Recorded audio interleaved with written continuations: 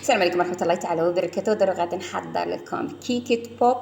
دروك هذه الكيكه اللي غادي نحضرها غادي نسحق فيها ثلاث غرافه تاع بومباي تاع كيكه مطحونه. زدت معاها غرفيه تاع كاكاو محمصه.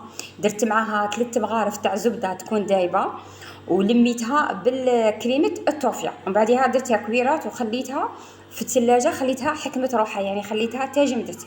ومن بعدها حكمت لها الشيكولا بيضاء. ومن بعدها وليت نخصت فيها في الشيكولا.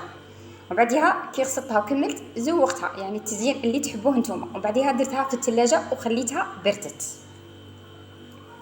هذه هي الكيكه اللي حضرتها، يعني كيكه تجي شابه بالبزاف يعني نقول لكم.